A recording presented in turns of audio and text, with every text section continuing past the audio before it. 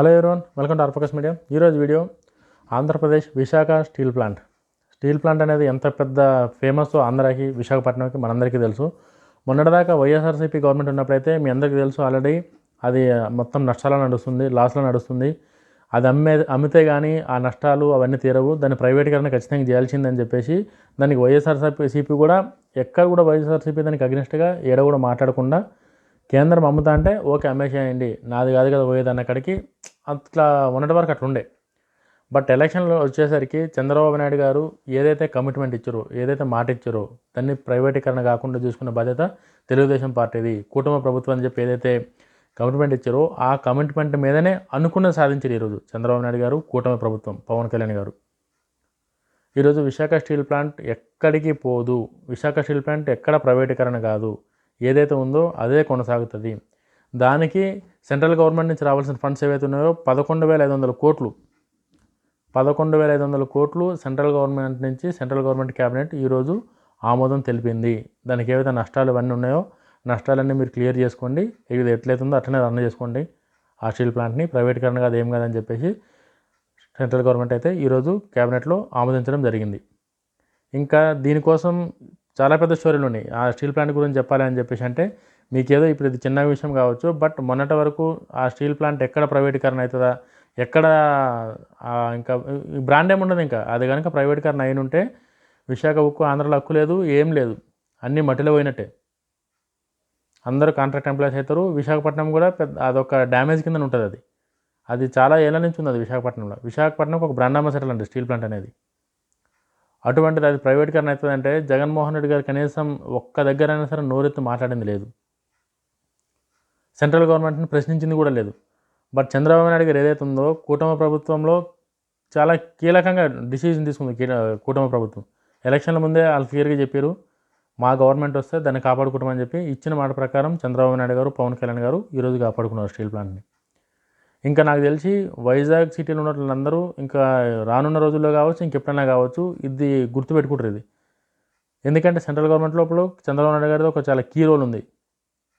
ఆ key role ఉన్న ఆ బలంతోనే చంద్రబాబు నాయుడు గారు చేయగలిగారు. రేపు ఉదయం చంద్రబాబు నాయుడు గారు సీఎంగా దిగిపోతే ఎవడొచ్చినా సరే కూడా మళ్ళీ దీన్ని ఇట్లనే గుంజి పడేస్తారు అంతే. చంద్రబాబు నాయుడు గారు సీఎం ఉంటేనే ఇవన్నీ అవుతాయి, ఇవన్నీ నిలబడతాయి, లేదా బొగ్గే అవుతుంది మొత్తం. స్టీల్ ప్లాంట్ నిధులు కేటాయించాలని చెప్పి చంద్రబాబు నాయుడు గారు ఏదైతే రిక్వెస్ట్ చేసే రోజు పీఎం నరేంద్ర మోడీ గారిని, ఆ క్యాబినెట్లో అందరూ దాన్ని ఆమోదించి ఈరోజు 11,500 కోట్లు స్టీల్ ప్లాంట్కి ఇచ్చి స్టీల్ ప్లాంట్ని నిలబెట్టారు. ఇవాళ చంద్రబాబు నాయుడు గారు ఎప్పటికైనా సరే కూడా ఆంధ్రలో ఉన్నోళ్ళకి, ఎవరైతే స్టీల్ ప్లాంట్ ఉన్నోళ్ళకి తెలవాలి చంద్రబాబు నాయుడు గారు రాజకీయం ఎట్లుంటుంది, అసలు వాళ్ళకి ఓటేస్తే ఏం బెనిఫిట్ అవుతుంది అని చెప్పి. ఈవెన్ రేవంత్ రెడ్డి గారు కూడా తెలంగాణ నుంచి వచ్చి దాన్ని ఆపుతా అని చెప్పేసి మాట్లాడడం జరిగింది.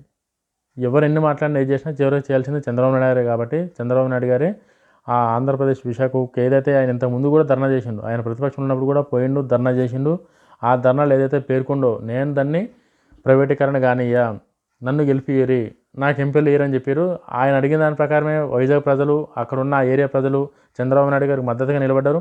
ఆ మద్దతుతోనే ఈరోజు వాళ్ళ స్టీల్ ప్లాంట్ను వాళ్ళు కాపాడుకున్నారు. ఒక మంచి నాయకుడికి, ఒక దమ్మున నాయకుడికి, రాజకీయాలను చక్రం తిప్పే నాయకుడికి సపోర్ట్ దొరికితే ఎట్లుంటుంది అనేది ఇది చాలా మంచి ఎగ్జాంపుల్. ఇది శాంపుల్. ఇది ఇంకా నెక్స్ట్ అమరావతి అవన్నీ డెవలప్ అయినాక అప్పుడు వస్తుంది. ఇంతకుముందు మేము ఇప్పుడు హైదరాబాద్లో ఉన్న ఈ హైటెక్ సిటీకి ఎంతైతే పేరు వచ్చిందో అమరావతికి కూడా అంతే పేరు వస్తుంది చంద్రబాబు గారి పైన. ఒక మంచి లీడరు, విజన్ ఉన్న లీడరు. ఆంధ్రప్రదేశ్ ప్రజలు కింద మీద కాకుండా, ఆగమాగం కాకుండా ఏదో సంవత్సరానికి 6 నెలలకే అన్నీ అయిపోవాలంటే కాదు. కాబట్టి కొంచెం ఓపికతోని చంద్రబాబు నాయుడు, పవన్ కళ్యాణ్ నాయకులు మీరు కాపాడుకుంటే ఫ్యూచర్స్లో ఆంధ్రప్రదేశ్లో ఉన్న ప్రజలు కానీ, ఇప్పుడున్న ఉద్యోగాలు చేసుకున్న యువత కానీ, చిన్నపిల్లలు కానీ వీళ్ళందరూ ఫ్యూచర్లో బాగుంటాయి. లేదు మాకు అమ్మఒడి వస్తలేదని చెప్పేసి అట్లా ఇట్లా అని చెప్పేసి చిన్న ఏదో బిస్కెట్లకు ఆశపడ్డట్టు జగన్మోహన్ రెడ్డి గారు ఇచ్చే చిన్న దానికి కనుక ఆశపడితే చాలా కోల్పోవాల్సి వస్తుంది. లాస్ట్ 5 సంవత్సరాలు ఏం కోల్పోయారో ఒకసారి మీరు ఊహించుకోండి. నాకు ఇప్పుడు ఏం చెప్తారు, ఆంధ్రాకి పోయిన మా దోస్తులందరూ వెనకకు వచ్చి మొన్నటి వరకు రోడ్లు మొత్తం గుంతలు ఉన్నాయి, బస్సులో కూర్చుంటే మొత్తం నడుములు మొత్తం ఊగిపోతున్నాయని చెప్పారు మొన్నటిదాకా. ఇప్పుడు ఏ ఏరియాకి పోయినా సరే మంచి హైవే రోడ్డు లాగా ఉన్నాయి ఒక్కొక్క రోడ్లు. చంద్రబాబు నాయుడు గారు ఏదైతే మాట ఇచ్చారో మీరందరూ సంక్రాంతికి ఇళ్ళ కోసం గల రోడ్లు రెడీ అవుతాయని చెప్పి ఆ మాట ప్రకారం 1 by 1 పెన్షన్ 400, ఇవన్నీ చంద్రబాబు నాయుడు గారికి ఇచ్చిన మాట ఎట్లా నిలబెట్టుకుంటున్నది మీరందరూ ఆలోచించి కూటమి ప్రభుత్వానికి మీ మద్దతు ఇప్పుడే కాదు రానున్న రోజుల్లో కూడా ఉండాలని చెప్పేసి అయితే నేను కోరుకుంటున్నా.